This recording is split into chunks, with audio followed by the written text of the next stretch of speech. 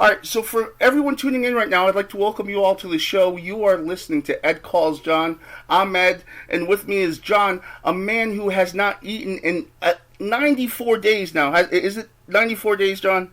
No, it's 95 now. You haven't eaten in 95 days. Do people feel awkward coming up to you and being like, hey man, I gotta go to lunch? Or, like, did they feel weird bringing up food around you when they know? Well, the majority of people I interact with, I don't, tell them that I'm fasting. I just tell them that I'm dieting, because, when you tell people that you're fasting, it brings on too many questions, and a lot of time I don't have the time. There's only selected members of my family that knows, because like I said in my first video, I don't want it to get back to my mother because she's in her 70s.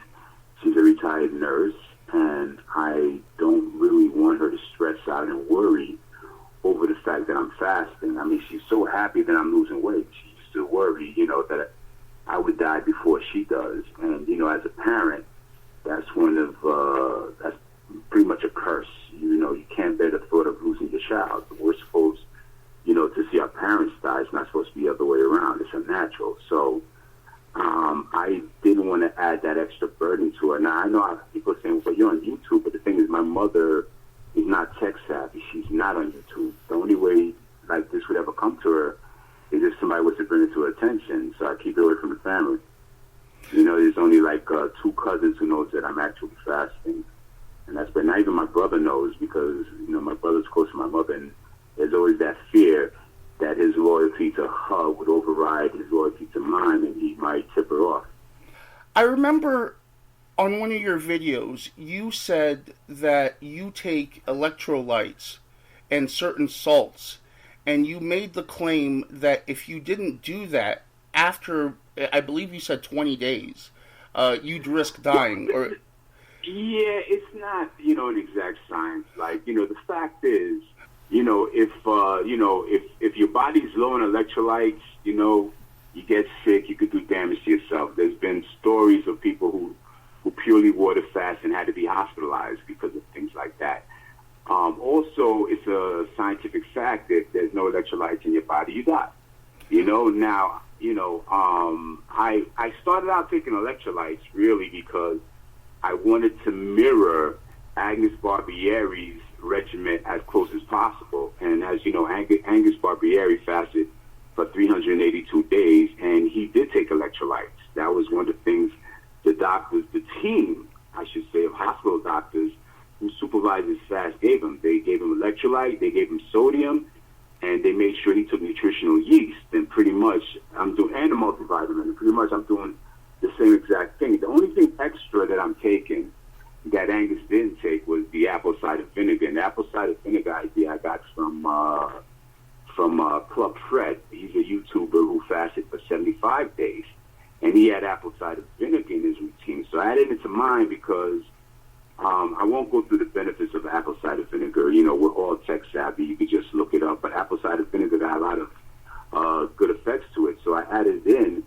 I've tried it. It doesn't upset my stomach, so I pretty much roll with apple cider vinegar. But other than that, every nutritional supplements I'm taking is the exact same thing Angus Barbieri took. As far as the electrolytes go, the reason I brought it up is because one of the things, because I get monitored by my doctor, thanks to my darling wife, who suggested that, actually she pretty much made it clear that the only way she'll support me is if I do get medically supervised. So one of the things my doctor monitors when he does draw blood is my electrolytes to make sure my sodium is right, my potassium, my calcium, what else, bicarbonate, chloride, make sure all those levels are set. So when I delve into electrolytes and their importance, and also because of the people in the comment section who would say things like, well, in order for it to be a pure water fast, you can't take anything. And to me, it's like, okay, so that means I'm going to go 90 days with no electrolytes, and I'm drinking water, so therefore I'm flushing out the electrolytes my body has in reserve. So that would pretty much lead to an electrolyte depletion, which you could look up yourself, will make you sick and get you hospitalized, or an elimination of electrolyte, which you could look up for yourself, will kill you. So that's the reason I addressed it in my video and said, like as far as the exact days it would take before this happened, I mean, look, not every human being exactly the same. Like, some of us are allergic to peanut butter, some of us are not. Some of us could get away with 40 days of fasting without electrolyte, and some of us can't. It's as simple as that. So it's not an exact science. It's just an overall warning that I wanted to give, like, because let's put it like this, right? Electrolytes doesn't have any calorie in it. It doesn't have any carbs. It doesn't have any sugar. It absolutely does nothing to hinder the benefits of fasting. It doesn't hinder autophagy. It doesn't hinder ketosis. So why not have it? Why not have that insurance to make sure you're fasting safe? I mean, is there a special water only reward that I don't know about? I mean, it's ridiculous. Well, no, what I wanted to tell you is why that made so much sense to me. Look, I'm into three things, man. I'm into science, MMA, and weed. That's it. Just those three things. You understand? Hey, look, dude. I did weed up until I turned 30. Like, all through my teens and my 20s, I was an incredible pothead. But I'm serious. But the thing is, I'm one of those people with, like, an addictive personality. That's why I was addicted to food. So, and that's one of the reasons why I never, ever dared try any of the harder drugs. Because if I tried any of the harder drugs, I would have been on Skid Row now, probably turning tricks to get the drugs. I know I have I'm not even joking. I know I have an addictive personality because, like, one time in Syracuse, my roommate bet me I couldn't go a week without a bong hit. And it was a $50 bet. You figure, okay, it's easy. Like, he could, I just got to go 7 days without taking one bong hit. Mm-hmm. And I went 4 days, and before you know it, I was bonged out listening to Pink Floyd. So, I know all about weed, like, and before I turned 30, I made, and that's probably the first clue that I do have inner power to control my addictions. Before I turned 30, I made a decision that, listen, I'm not going to bring this habit into my 30s. So 6 months before I turned 30, I decided I'm going to buy me $200 worth of weed, and I am going to smoke weed with everyone I've ever gotten high with. And once I, like, pretty much, because that's my way of saying goodbye to the habit. Mm-hmm. And once I'm done, right, mm-hmm. then I'll never smoke weed again. That was like the deal I made to myself. So, as luck would have it, of course, because, I'm a pothead, I finished the bag, the bags of weed, like about 3 months before I turned 30. And the weed head in me was like, well, just buy some more. Yeah, you haven't turned 30 yet. And I was like, no. The deal was, when I'm finished with this supply, that's it. I'm not re-upping. I'm done. And pretty much I did it. But one of the things I had to do is, and this was one of the reasons why I smoked with all my old partners, was I had to cut them off for about 3-4 months because, like, the thing is, people, whether intentional or by accident, they have this crab in the barrel mentality. Like, if you're trying to do something that they can't, they kind of try to hold you back.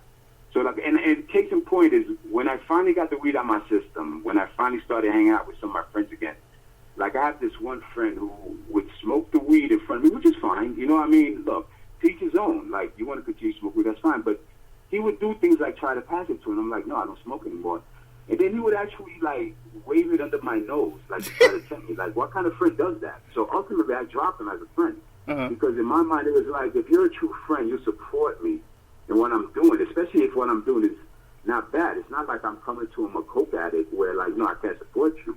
I'm coming to him a person who decided that, look, weed is holding me back. Like, yes, I come up with the most creative ideas when I'm bonged up. Like, I've written movie scripts, all type of things, But the thing is, I never acted on them because my goal was always to get the next hit.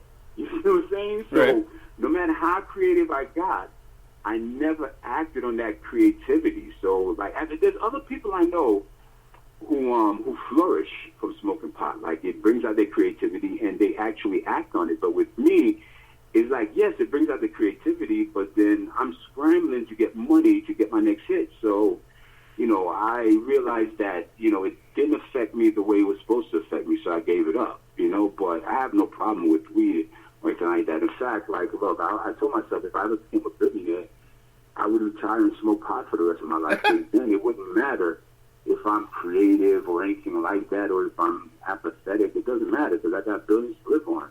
And weed isn't going to kill me. You don't think about it. You can't OD on weed. It's not going to kill you. Overdose on weed, I think, is euphoria or sleep, something like that. Mm-hmm. Withdrawal is insomnia.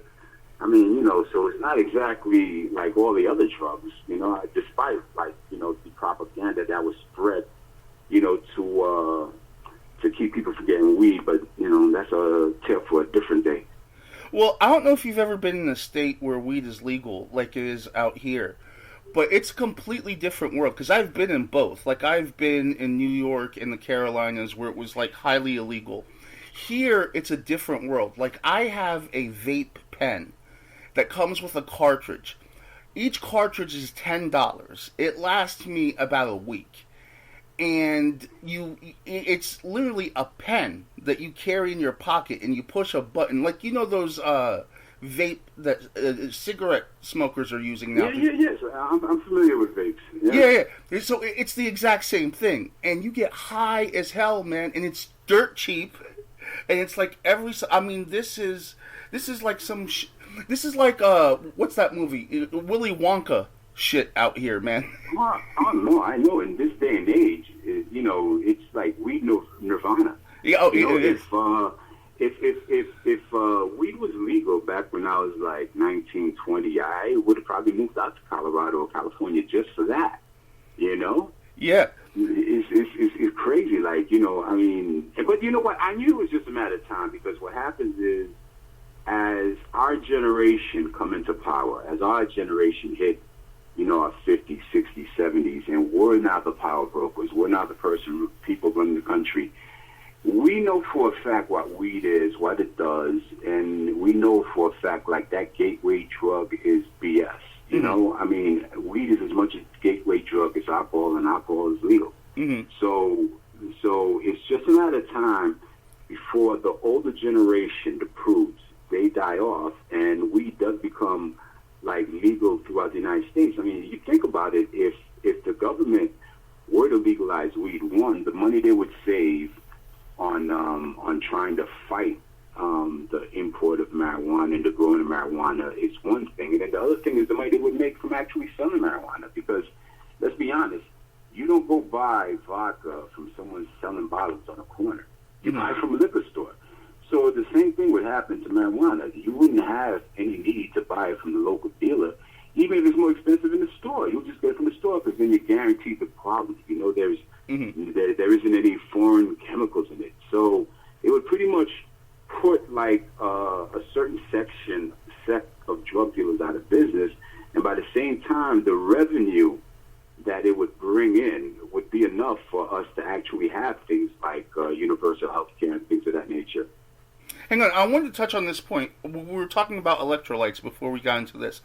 I wanted to tell you why you made so much sense to me as far as taking electrolytes, because I thought deeply about this. The problem is, there's so much contradictory information on the internet. You could literally find two experts that have the same academic background that will tell you two exact opposite things. So you got to do your own research when you hear something. And when you were telling me about the electrolytes, I thought deeply about it, and I'm like, this makes a lot of sense. And the reason it makes sense is, if you think about it, we are hunter-gatherers. Like, that's what we were meant to be.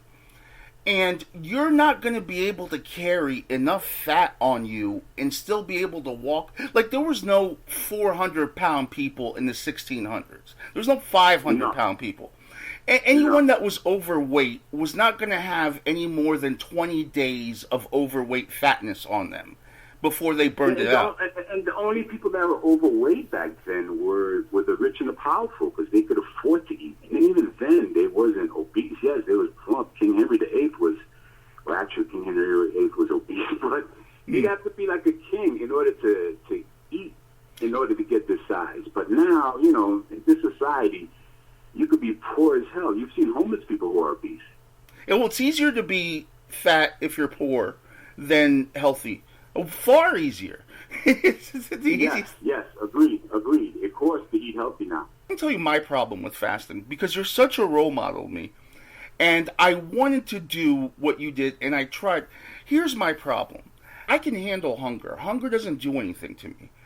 Like when I'm hungry, it's just like a 20-minute window I gotta push through, and I'm fine. But there's this like bile feeling that I just threw up, that nasty like liquid that you get in your belly after you throw up. That happens to me at the 22-hour mark. And I will push through and I'll hang on, but the feeling will not go away. Like it forces me to have to eat something. So normally what I'll have is like a carb-free pot cookie, and then I can go another day.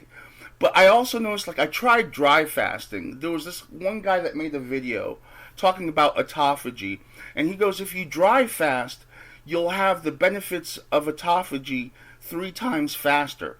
I could not go more than 10 hours before that nasty bile feeling came back again.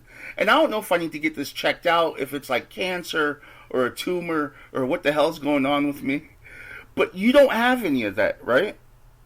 No, I don't have any of that. And what I would suggest is, A, you do get it checked out, and B, if it's nothing, it might just be your physiology. It's like I said earlier, like, you know, we're all built differently. Like, some people are allergic to peanut butter and shrimp. Some people are not. Like, some people can fast, and some people's body won't let them. And that's fine, because if you can't fast, you could always do an intermittent fasting regimen and still lose weight. Granted, it won't be as fast as water fasting or dry fasting, but it'll still be weight. It doesn't matter the vehicle you take to get to the destination.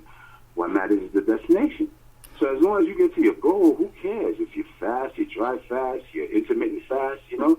As long as you get there, you know? Mm-hmm. Like I said, like I'm fasting not primarily for the weight loss, because I've had various success with weight loss. I've tried every diet that you could imagine. Like going back, I've done the Scarsdale, I've done the Atkins, the military diet, you name it, I've tried it. And, like, I've had success, very success on different diets. And the thing I've come to learn is, like, all diets work and all diets fail. You know, it all depends on the individual. Now, the thing is, when I have had success, I've always gained the weight back. The reason I've gained the weight back is because I have a toxic relationship with food. I'm addicted to food. I'm an addict, you know? So when I researched fasting, what particularly got me was the story of Andy Barbieri, because he fasted for 382 days. And the thing is, after he went from 456 to 180 pounds, you know, he never became obese again. He died a skinny man. And the reason is because the fasting reset his appetite and broke the toxic relationship with food. And that, to me, was more important than the weight loss, being able to break the toxic relationship with food. And if you think about it, it makes sense. It takes about 3 months to break a habit, you know? So, like, this is one of the reasons why I keep pushing it. Like, this is one of the reasons why, like, okay, fine, I hit 90 and I want to do 120, and I'll probably do 150, because I figure the longer I go, the less likely it is for me to relapse. Because I'm at a point right now where I literally don't care about food.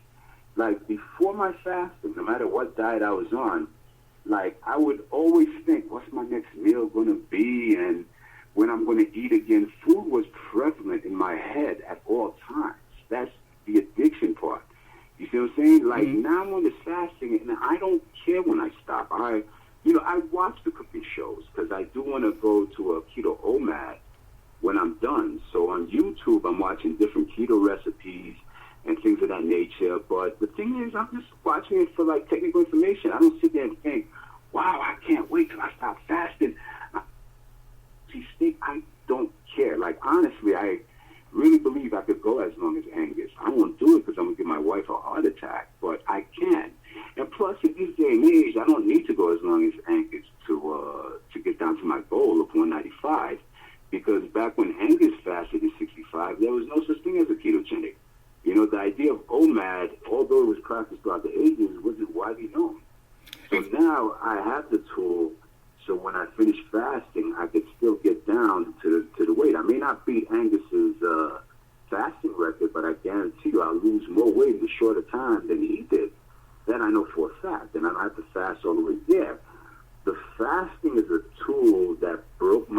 addiction to food, and that's what made it important.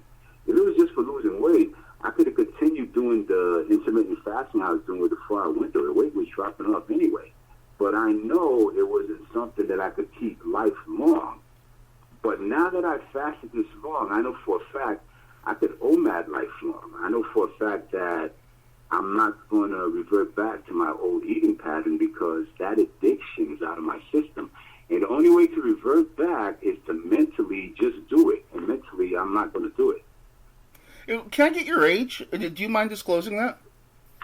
I'm going to disclose my age when I'm done fasting because I'd like to, I like to complete it and then show, like, look, this is my age and this is what I've been able to accomplish, But I'm saving that for when I'm done fasting. When I hit my goal of 195, and, I'm thanking all my support. And that's the other thing, too. It's not really going to stop at 195. My channel's going to continue because when I hit 195, my next goal is going to be to actually get a six-pack. Then after that, it's going to be to compete in a marathon. So, like, I'll always set different goals for myself to keep the channel going, but I'll disclose my age later after I'm done fasting because, like, people's been guessing my age, it varies, but I think it's best that when I'm done fasting and I've accomplished what I've accomplished, that's when I should give it. Well, the reason I was curious about it is because I was wondering if that's what pushed you over the edge. Because with me, when I was fat and young, it didn't matter. Like, I was like William the Refrigerator Perry. I mean, I could run, I could do it all. Being fat as hell. But when I turned 40, man, it was just like I entered into a new gravitational world. Where, like, just getting up was like, whoa, what increased the gravitational pull on me? Every little thing was... You are 100% right. I have to admit, in my first video, I did mention that my highest weight was 550 pounds. But when I was 550 pounds, I was much younger. And I still was able to walk long distances. I was still able to move. It was a different world. When I got older, right. Of course, at 530 pounds, I felt like I was dying. But I don't think that's what pushed me over, genuinely. I'm honest. What happened is, one time I was sitting on the couch. My son had started crawling then, and he was crawling someplace I didn't want him to, and I tried to get up, and I couldn't. And at that point, I realized that, like, it's more than just me now. This fasting could be dangerous to my child, I could... all kinds of scenario played in my head. I could be carrying him to change his diaper, all of a sudden drop dead of a heart attack, fall on him. So then here comes my wife. She comes home, and both her husband and her son is dead. Why? Because I insist on eating. I could drop dead or fall asleep and die, and he crawls into danger. So those are the things that played in my head. I love my son more than life itself, and I love him more than the food, and that's what pushed me. So that's what gave you the willpower, is the fact that you went to make sure that you were going to be there to watch your son flourish and grow. Absolutely. I'm serious. I was pretty much waiting to die, and at this stage now, I can't wait to live. I thought that, and I really believe this. I'm like, and he hadn't even turned 1 yet, and I was looking, and I'm like, my God, I may not even see him graduate kindergarten.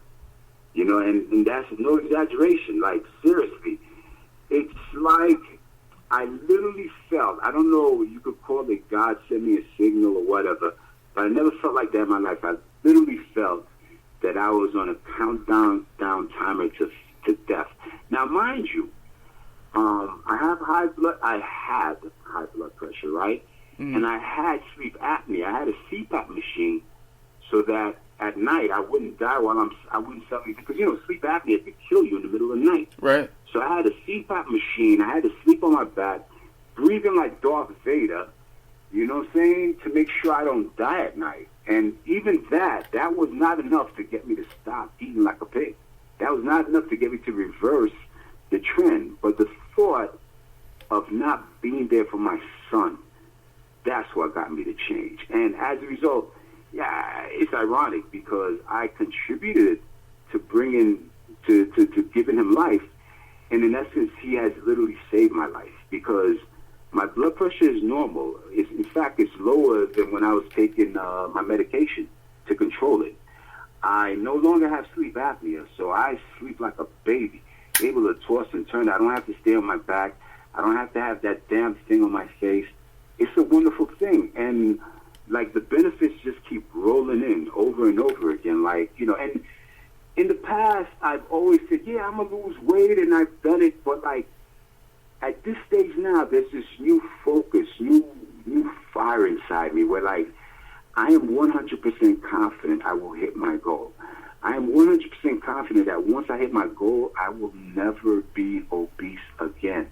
I'm 100% confident that I'm going to be able to see my grandkids and maybe even help name them. Like, I may even get to see my great-grandkids if I'm lucky. But it all started with that one time I couldn't get off the couch. Now, the thing is, when my wife was pregnant, right, one of the things I told her is, oh, my God, I'm going to have to keep up with a baby and all this other things. I'm going to lose the weight. 9 months later, I didn't lose jack. In fact, I gained weight, you know? And almost a year later, I still didn't lose weight. I gained weight. A year later, with my child, taking care of the baby. You know, but it was that one incident that put everything in perspective when I realized that, like, my death could affect them. And even more so, even if, like, me dying didn't cause his death or harm to come to him, me not being in his life in this increasingly crazy world to guide him through the pitfalls that affect young black men in this society, in today's society, that might get him killed. So it was a no-brainer. Like, you know, I have to take care of my progeny. When you started this, were you on a type of Atkins or low-carb diet, or did you start from being a carbohydrate eater to straight fasting? No. If you look at my first video, you'll see that, like, you know, one of the things I disclosed is I knew for a fact I couldn't just jump into fasting. I'd be fooling myself. I mean, based on the way I was eating, if I jumped right into fasting, I would have failed this day. I know that for a fact. So what I did was my wife had came to me. She wanted to do a raw diet, and I agreed with her. In fact, I took it as a sign from God that here I am thinking about, you know, dieting and losing weight. And then the very next day, out the blues, you know, my wife had never really come and asked me to do a diet with her. She came and she told me she wanted to do a raw diet. And the thing is, if you see my wife, she really don't need a diet. So I know it was just a way to tell me gently that, look, I need you to lose weight. So what I did was I researched the various things. And when I came across intermittent fasting, and I mentioned this in the first video too, I had tried intermittent fasting before. I tried it with an 8-hour window. And the thing that appealed to me was what I had learned about intermittent fasting is it's not what you eat, it's when you eat. So I figured, like, look, I could eat like a pig in my 8-hour window and I'm going to lose weight. And it really doesn't work that way. You know what I'm saying? I overdid in my 8-hour window, and I did gain weight. I didn't gain as much weight as I think I would if I wasn't intermittent fasting, but I did gain weight nonetheless, you know? So this time around, I was like, okay, you know what? If I really do plan on fasting, I'm going to have to do a 4-hour window so my body's just used to the restricted eating, you know, and I'll do the raw diet with her. So pretty much for 3 weeks before I started the fast, my first meal would be pretty much anything. It wasn't a raw diet. It was pretty much anything I wanted to eat, bagel, burger, whatever. Then my next meal, my wife would come and fix a salad, and I would have that. So for 3 weeks leading into the fast, I pretty much ate twice a day within that 4-hour window strictly. So then by the time the fast came, you know, I breezed through the first 2 days and didn't really feel hunger to the third and fourth day. And then after the fourth day, like, I woke up feeling content. And I felt content and sated since, you know, the mental hunger where you actually crave the food and the taste of the food and you picture yourself eating, that went away after about 20 days or so, I would say. At least it did for me. And pretty much after that, it's been smooth sailing. It's like, it seems like the longer I fast, the longer I could fast. That's why, like, you know, I started out taking it in 30 days increment. When I first started, I thought, like, okay, you know what? Let me try to go 7 days. And then when I went to 7 days and I started feeling great about fasting and I realized how easy it was, that's when I was like, you know what? Let me do a video because nobody's going to believe I'm able to fast this long, and perhaps I could influence some people to, change their lives, like how I was influenced by like Club Fred and some other fasters I seen. And I started a video channel, and as the 30-day approach, I was like, okay, I know I could do this 30. There's no problem. I pushed to 60, and 60 pushed to 90, and now 90 is 120, and it's easier to go. That's why I honestly believe, like, I can go as long as Angus Barbieri. But like I said, that would give my wife a heart attack. There's no way she would support me going 382 days. She'd be too worried, even with the doctor supervising me. Dude, people need to give themselves a second for this to sink in. Like, 90 days without food, man. Like, you gotta just let that thought marinate for a while and then think what that's gotta be fucking like, man.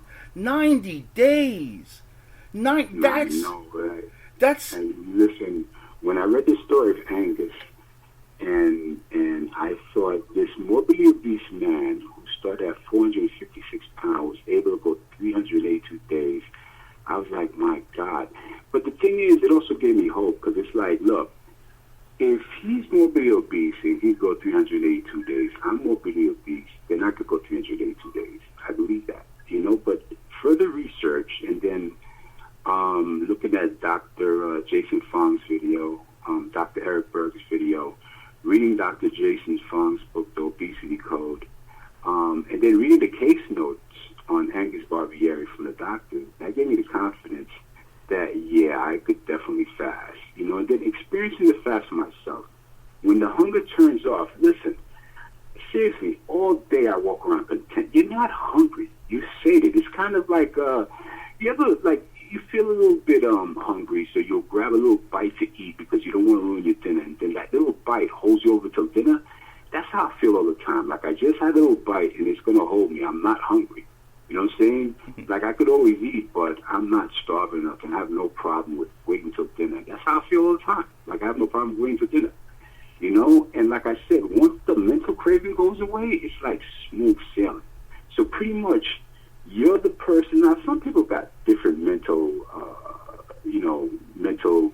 properties about them. So, like, they'll fixate on food, and, like, they could go like 40, 50 days, but in the back of their mind, they can't wait to end the fast because they can't wait to eat. But the thing to me is like this, like, why not wait to eat?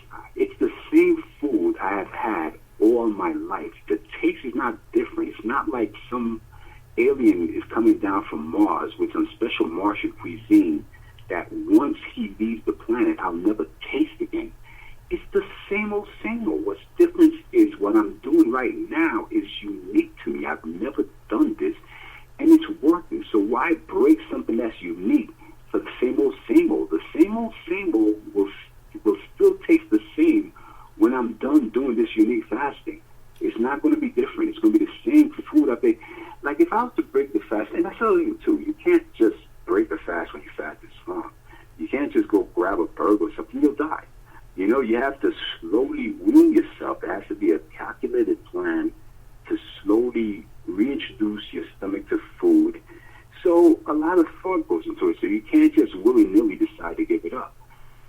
So why do that now? Let me just delay that. It's easier to just keep fasting. Like, I had a person on the comment ask me, you fast 90 days straight, you didn't refeed and then fast again? And to me, it's like, why would I do that? You're really torturing yourself.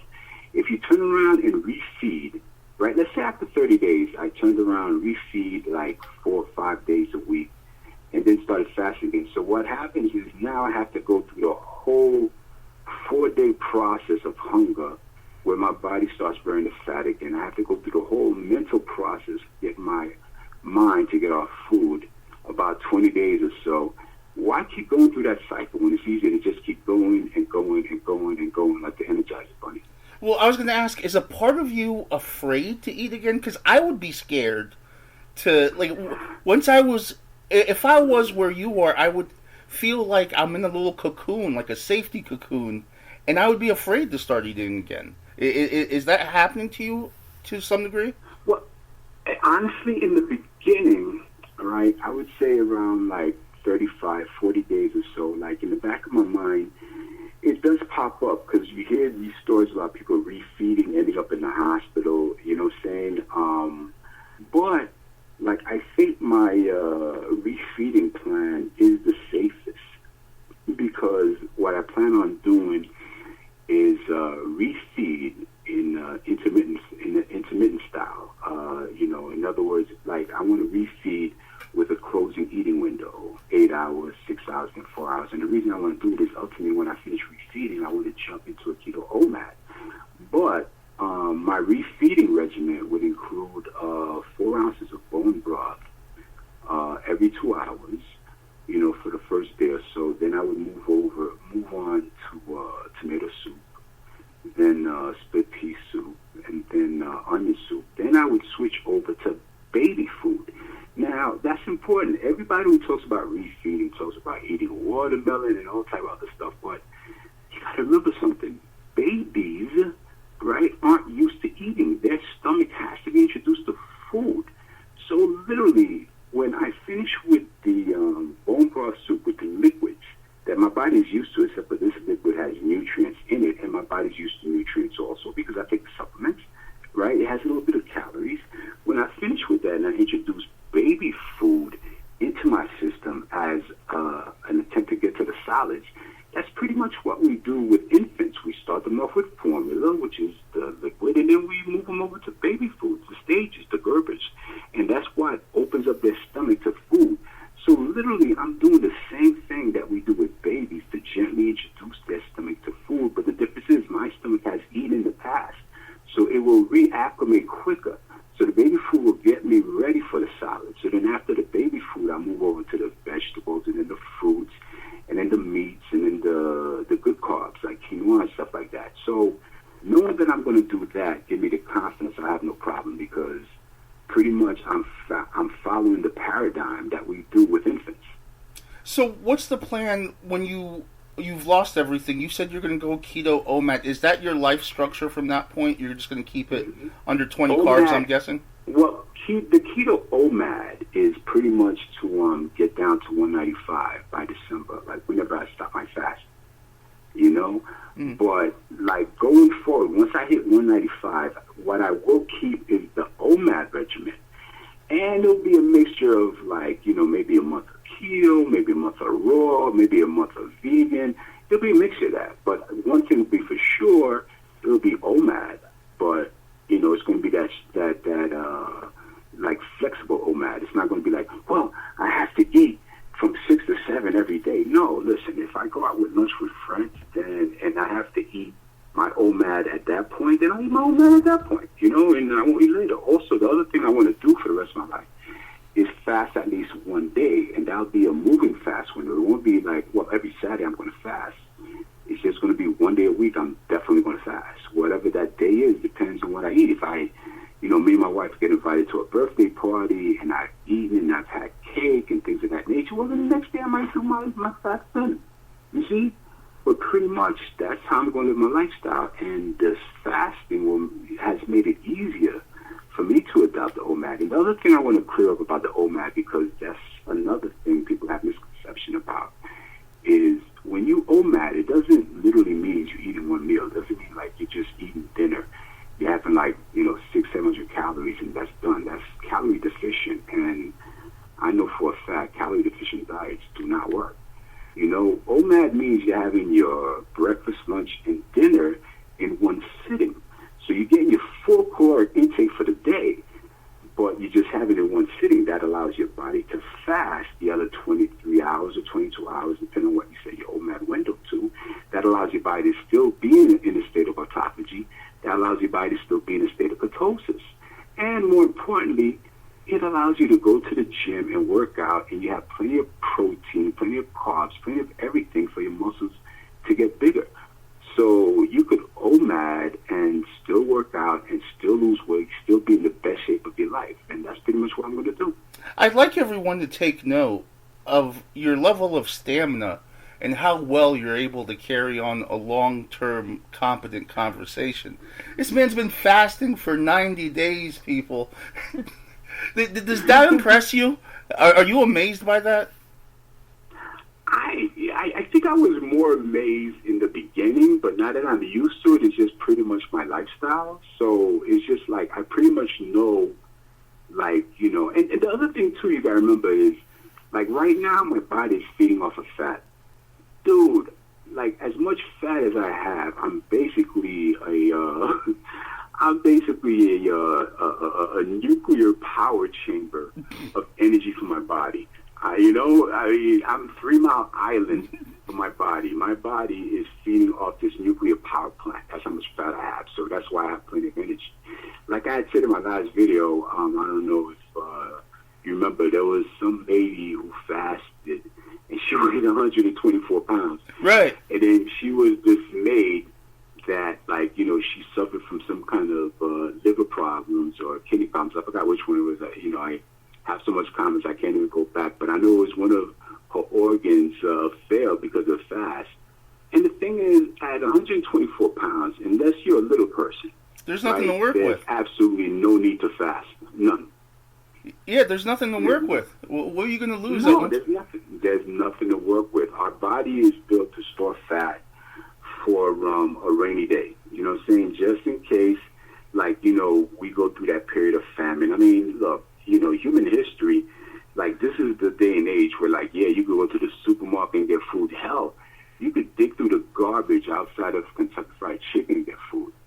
It wasn't always like that. There was a time when we literally had to go out and hunt for our food. It was feast and famine.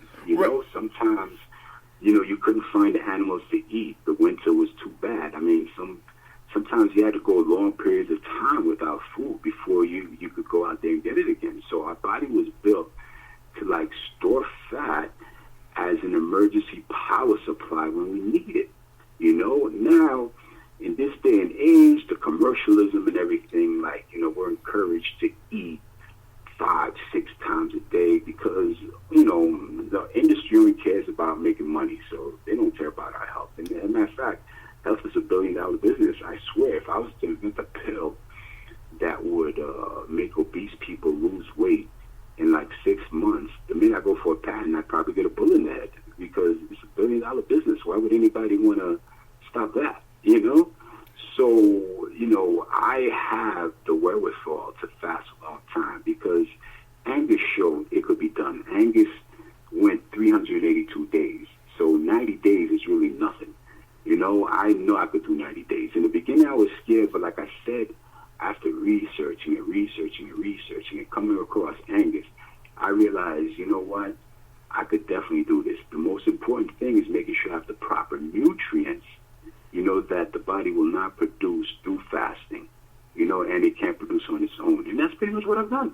Yeah, everything you're doing makes sense to me. The fact that you take electrolytes makes sense, because like I said earlier, I can envision that the human body, at least, through a major part of our evolution, could only handle about 20 pounds, 20 days worth of fat. Otherwise, you would just be immobile and you would have died. There was this vegan on YouTube. This guy was like a Nazi vegan speaker, and he'd put on these presentations, and it was ultra aggressive. He was like scary, and he would yell at people, and he was like, "You were meant to eat vegetables." He goes, "If you think you're meant to eat meat, then eat a squirrel raw," and he would just like scream naked. But if you think about this, right? How often, like if you're a nomad and you're traveling and you're a hunter-gatherer, how often are you going to see fruits? And on top of that, the fruits that you see nowadays are nothing like the way they actually were back in the day. Every fruit that you see is genetically modified. Every single fruit that you see. Exactly.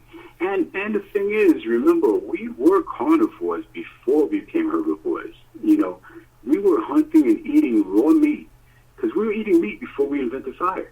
Mm-hmm. So we was eating raw meat. I mean, that's a given.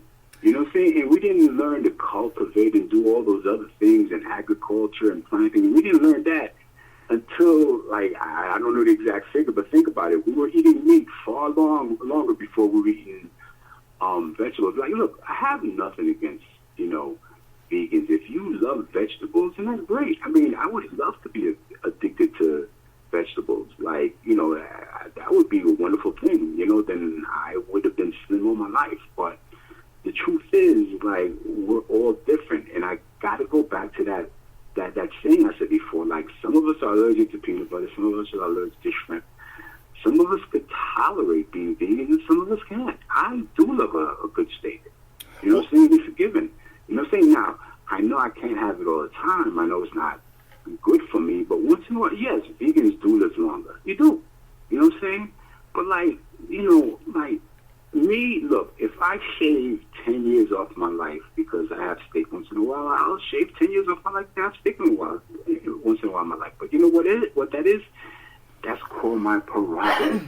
You know what I'm saying? One of the things I hate is when people push their lifestyles on other people. Look, your job is just tell what your lifestyle is and what it benefits you. Then leave it up to the individual to choose to adopt that lifestyle or not. But to come out there on some self-righteous bullshit saying that you must do X, Y, and Z, you got a God complex. Stop that. For me, I notice, though, I have a different physiological response to carbohydrates and sweets than I do when I'm eating like meat and low carb. When I'm hungry on meat and low carb, I'm genuinely just hungry. Like I just need enough, and once I eat, I'm satiated for a long period of time.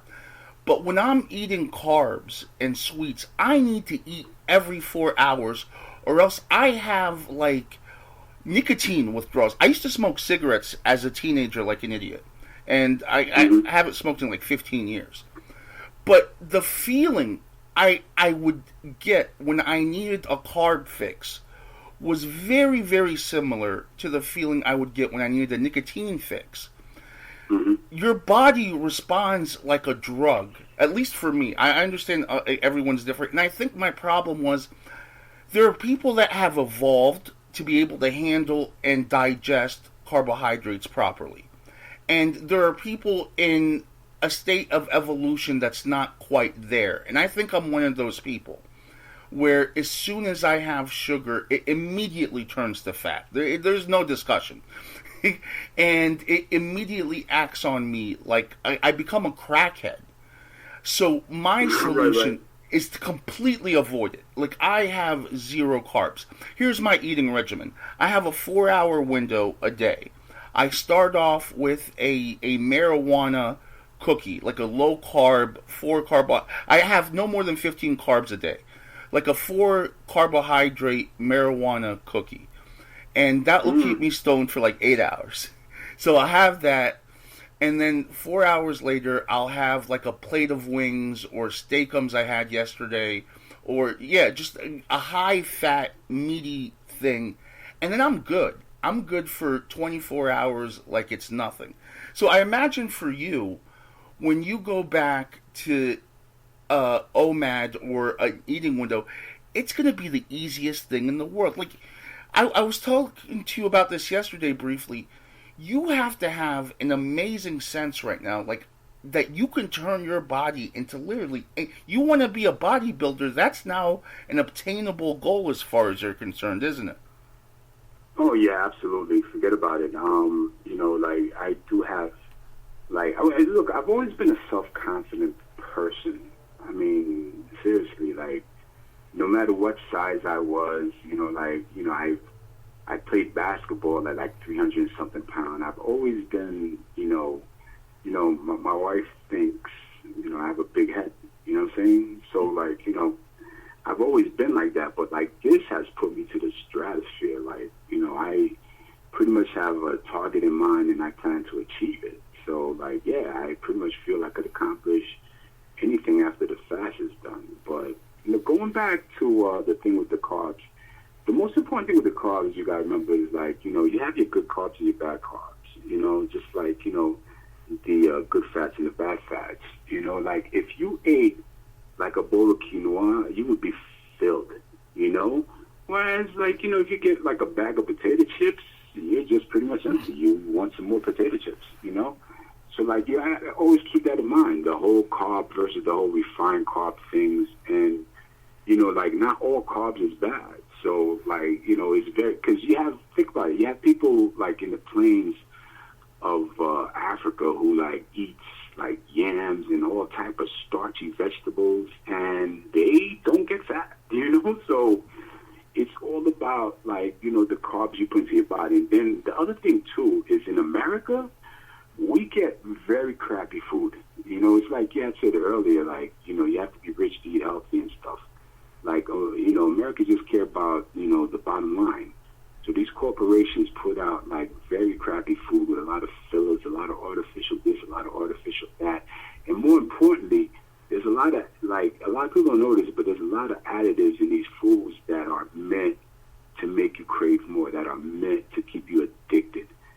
Because, like, all that happens is, one, the food industry makes money, and then as you become unhealthy, that passes on the problem to another industry that's making a killing off of you, the medical industry. You know what I'm saying? The weight loss industry is a multi-billion-dollar business. I mean, it just always goes on and on. One corporation from the other benefiting from your from your ill health. Whereas if you go to, like, a small tribe in Papua New Guinea, everybody's healthy. They eat fish. Everything they eat is organic. Their body's processing things the way the body was meant to process. A lot of these things we eat, our body's not meant to process. This is why one of the reasons, like, while I'm fasting, like, and I'm going through autophagy, my body is literally repairing years of damage brought on by foods that should never have been in my body. I wanted to ask you your opinion on this. Now, if I was going to give advice to someone who was starting to lose weight, my advice would be this. I would tell them you need to take a multi-prong approach. You have to do at least two things. Whatever those two things are up to you. Like, you either have to, like, fast and do low carb, or count calories and exercise. It can't be just one thing. It has to be a multi-prong approach on some level. Do you agree with that, or what advice would you give to someone who is morbidly obese, who's listening to us right now, listening to us right now, looking at you with their mind blown? What would you say to them?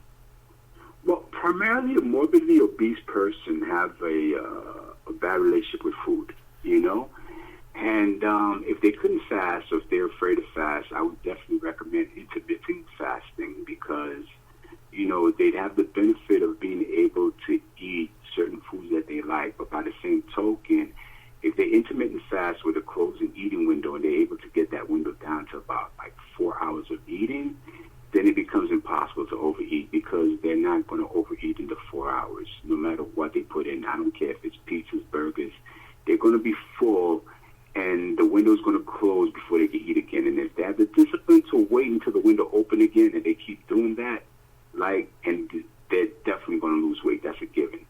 The only reason I would recommend fasting, of course, is because, like I told you, it will, like, a prolonged fasting will break their addiction to food, and that's the primary things.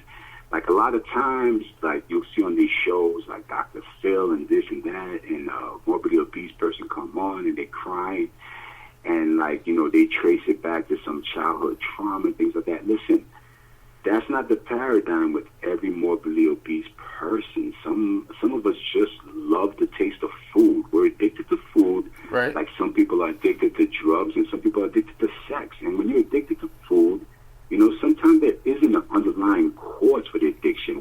It's as simple as, from the time you was a child, you tasted food that tastes good, and you wanted it over and over again. It's as simple as that.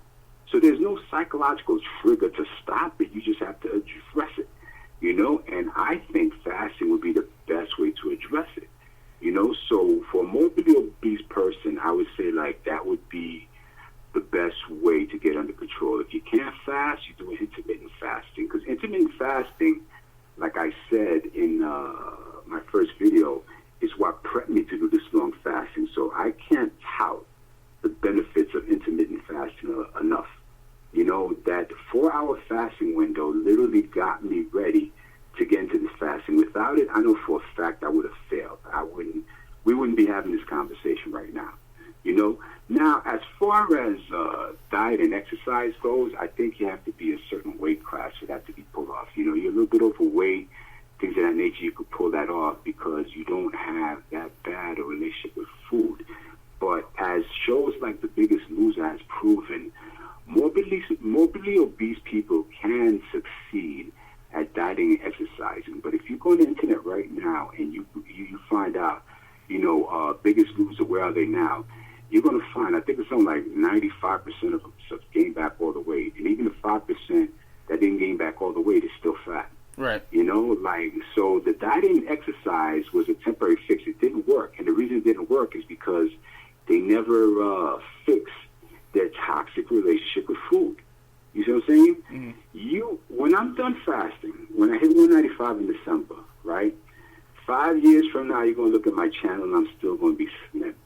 Because that's going to prove that fasting worked. That fasting is the obesity cure. It's going to prove it.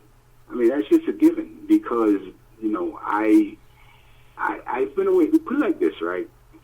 I'm on 95 days. That's crazy to me. Right? How hard is it going to be for me in the future to say no to a Big Mac?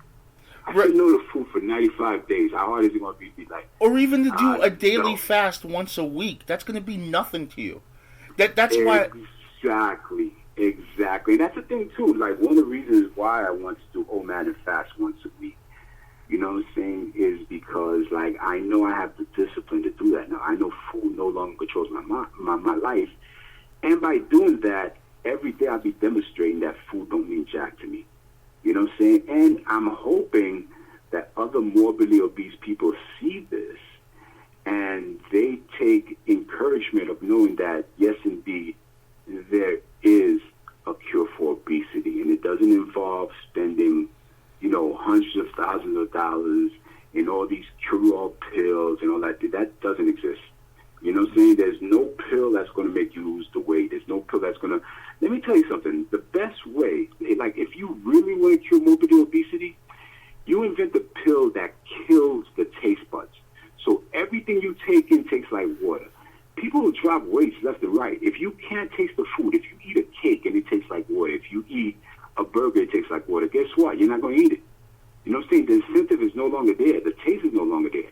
So if they really wanted to cure morbid obesity, they would invent something to kill the taste bud, a pill, a shot, something that just kills the taste bud so you don't taste nothing. That will make every fat person on the planet lose weight. It's as simple as that. But they don't want to cure it. Yeah, that's the thing that makes it addicting. Like, if you get rid of the taste, that's getting nicotine out of the cigarettes. That's why it's addicting. Exactly. If you kill the taste of something, then it's done. You know what I'm saying to you? Like, I mean, it's as simple as that. You take away the pleasure element of the addiction, and it's absolutely done. It's over. It doesn't make sense. Like, if I shoot up and I don't get high, I'm not going to shoot up. Like, why hurt my arms? It's not worth it. If I have sex and, like, there's no sensation whatsoever, I'm not going to have sex. That kills the addiction. You know what I'm saying? And if I eat, and no matter what I eat, there's no taste, then I'm not going to eat. It'd be so bad, like, there'd be people dying from anorexia because, I mean, I'm not anorexia because that's volunteer, but there'd be people dying from malnutrition because, like, people just wouldn't eat. Like, like, you tell them, like, hey, have this. What's the sense? It takes the joy out of it. The reason food tastes good is to encourage you to eat. God made us enjoy sex to encourage us to reproduce, but some of us abuse it, you know what I'm saying? So if you invent a way to, like, dull the incentive to do the act, then the act won't be done. When you were letting yourself go and just having whatever you want, did you have, like, a death food, something that, like, your wife would dread that you were having because she knows you're going to pig out on it? Like, mine was pizza, lasagna, and those pastries, those donuts with all that shit in the middle, those lemon donuts. Oh my god, dude. I could kill off 10 racks of those sober. Like, forget what I can do to that shit when I have the munchies on the herb. Yeah, I used to be addicted to sweets, but as I got older and stuff, like the same thing you mentioned, pizzas, burgers, those type of fast foods were my drug of choice. lasagna, dude. Oh my god. Dude, I make like the best lasagna, but the thing is, I'm lazy, so I can't make it all the time, and I don't really like store-bought lasagna or other people's lasagna, so like, pretty much that kind of like settles that for me. But like, I do love lasagna. I love it so much I perfected the craft of making lasagna. I'm a lasagna crackhead whore, man. I don't care if it's. Isn't that like the perfect food? It's just oh my perfect god! Food. I don't care if it's from the store. I don't care if it's from the store and it's been in the fridge for 3 weeks. I will microwave that shit. No, Add some cooking spray. I can't stand the store-bought lasagna, so I'm very fortunate. If I could, I probably would have been 600 pounds. Oh, then you go to the dollar store and they start having that. I will drop down $10 like it ain't shit. Walk out of there buying myself a new chin. That's what they need to do. Have you seen those European cigarettes with the warning labels on them? Like these horrific warning labels with like the foot and the eye. They show the blackened lungs and all the other things that cancer bring about, and it's supposed to shock you into not smoking. It is the most horrific thing ever. There's this guy on YouTube named Nick the Smoker, and he's a very sweet man. He sits there and he reviews these cigarettes, and people send him cigarettes from all over the world, and he reviews these European cigarettes. And the cover is so heinous and horrific on these cigarettes. Like one had like a tumor foot and a diseased eye. And they're all like, smoking will kill you. Like before, I remember back in the day, they used to have these like girly warnings. Like I would purposely buy the cigarettes that would warn you that if you're a pregnant chick, not to smoke. Because I'm like, well, I'm not a pregnant chick. I don't give a fuck. No. These cigarettes now are terrifying. And I was thinking, this is what they need to do to food. If they were to take pictures from my 600-pound life and put those on donuts and be like, this is what you're... I think that kind of thing is only good if, like, you're starting out, you're not addicted yet. Like, if you never smoke a cigarette, right, and you see a pack like that, you might decide, this is not for me. It's kind of like, when you're a virgin, it's easier to say no to sex than, after you actually enjoy the joys of sex. You know what I mean? Like, let's be honest. You've had sex all your life. If you were to get a girl undressed and her panties had, like, pictures of all these things, herpes sores and all that other stuff, and then she takes it off, and she's butt naked, you know what I'm saying? And she assures you she don't have anything. You're still going to go in. You know what I'm saying? I mean, it's a given, because you already understand. Now, if you're a virgin, you see that, you're going to run out the house screaming. You see what I'm saying? So I think, like, those warning labels is only good if you don't have the addiction. If you have the addiction, again, like a fat person will see that. I've seen my 600. Let me tell you, it's funny, too. I've seen, like, my wife used to watch my 600-pound life. And, again, I think it was, like, subliminally to try to get me to change, Mm-hmm. So I would watch it with her, and the thing is, like, I'm always good at giving advice and not good at taking mine. I watch these people, I'm like, oh my God, he's delusional, he's this, he's that. But the thing is, like, all I was doing and stuff, like, was pretty much describing myself. It's the craziest thing. Like, I was projecting. The same thing they were doing, they were lying to themselves and this and they're delusional. I was doing the same thing. So like, a person will see that and they'll be like, wow, this guy is real fat, he messed up. Take the label off and eat the donut anyway. Dude, they had this episode last week. The girl died while they were taping. Ooh. Her name... Are you serious? I've never seen an episode where one of them died. Yeah. Wow. Let me tell you what happened. All right, so this girl, her name was Kelly Mason. She's maybe 600 pounds. Surprisingly, she could move, like she can get up on her own, which was mind-blowing. But so they take her to see Dr. Nazarian, or as they call him Dr. Now to make it easier on people. Yeah, I know Dr. Now, I know. Right. So a lot of people don't know this, but for morbidly obese people, they'll be surprised to find out that it's easier for really fat people to fit in the back seat of a sedan than it is a van. Like logic, you would think it would be easier for them to get into the van, but that's not true. It's much easier for them to get like into like the Crown Vic, like the unmarked police cars, to get into the backseat of that. So what happened is she goes to see this doctor now, and everything's going okay. But when she's in the lobby, she starts having breathing difficulty. So Dr. Now comes, checks her heart rate, and he's like, "We got to get you to the hospital right now. We got to get you admitted. Your heart's it's freaking out."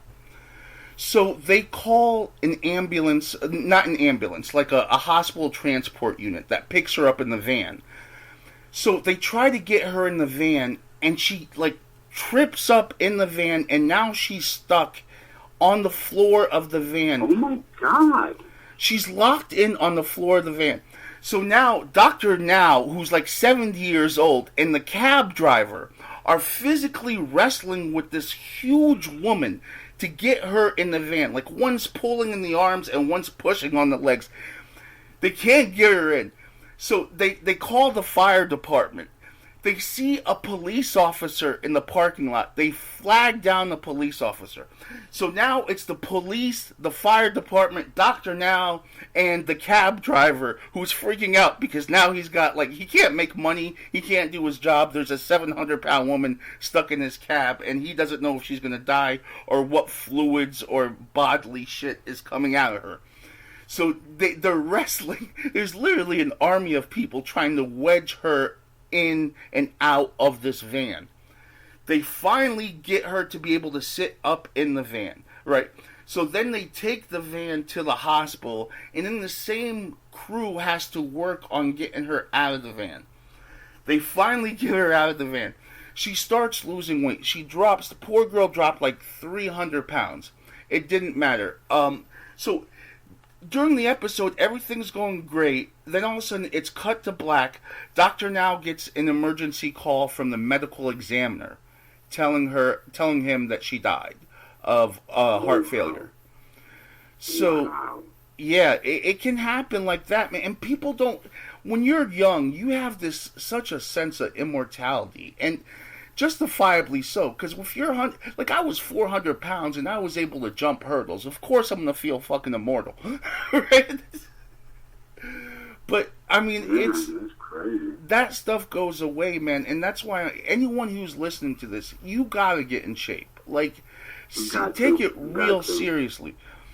There's like, it could happen at any time. I remember one of my wife's coworkers. He was like, I would say like 400 and maybe 60, 70 pounds. He's out with his son having dinner. Boom, he catches a heart attack. His face straight in a bowl of soup. He's dead instantly.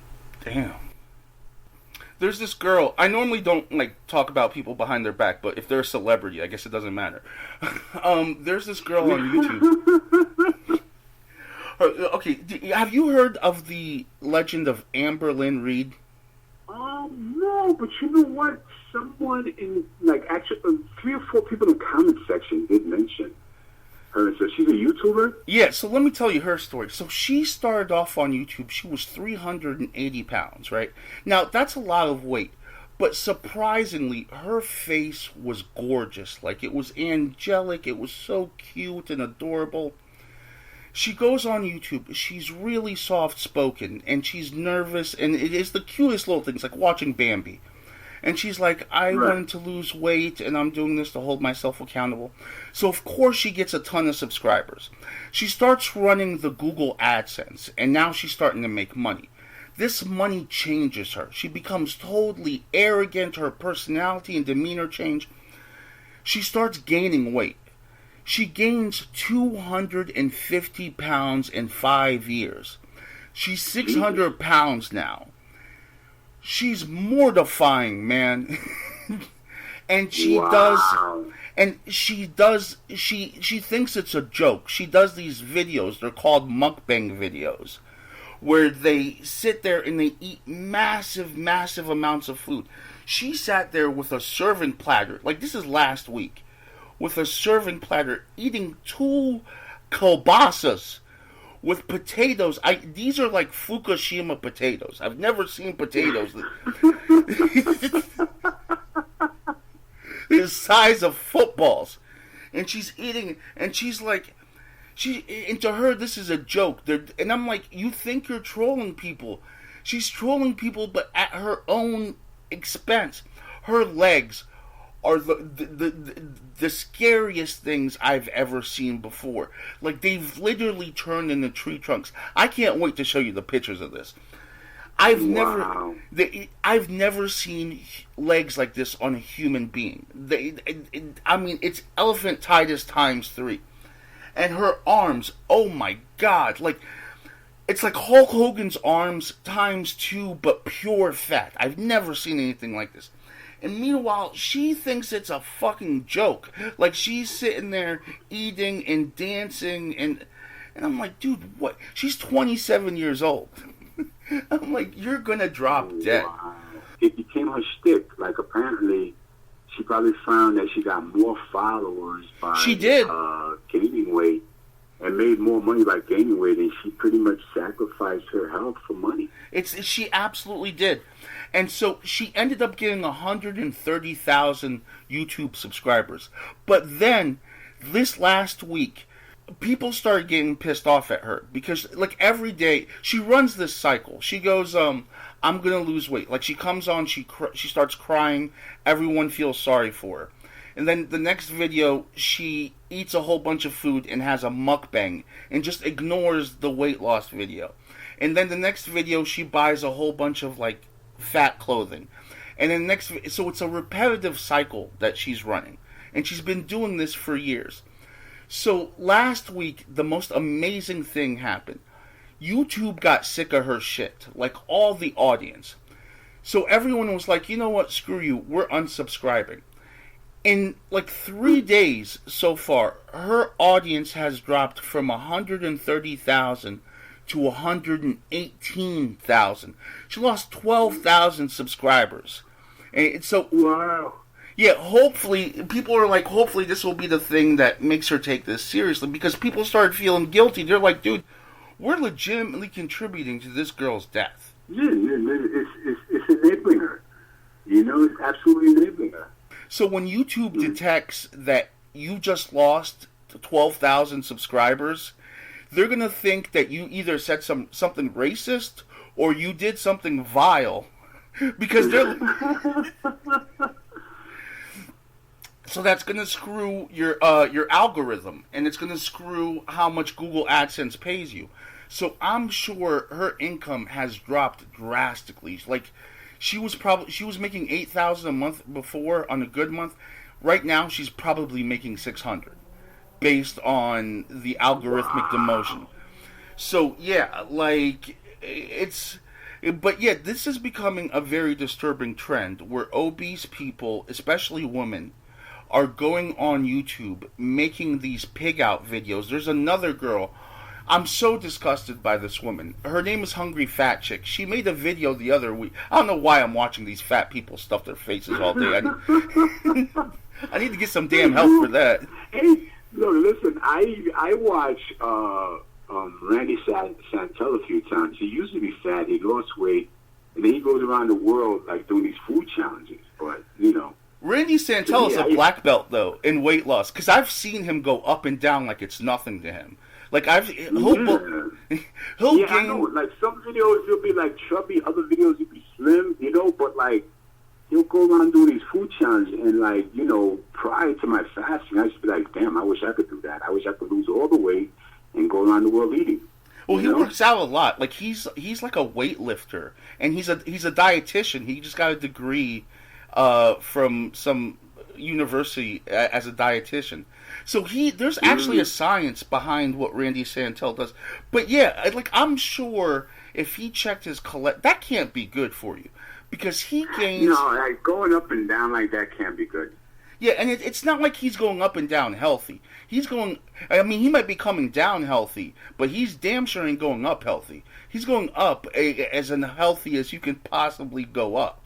But yeah, this Hungry Fat Chick on YouTube, it makes me, like, lose my shit, man. She sits there, she eats a whole cherry pie to the head.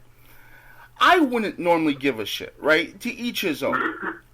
But what drives me up the wall is she has kids, and she also does like adult porn, like Oh fat my people. God. Yeah, and I'm like, can you picture this monstrosity as your mother? What it would do to your psyche? How like this is beyond child abuse, man. Like this is your mama so fat jokes times a billion. Your mama's so fat she's on YouTube eating cherry pies and on Pornhub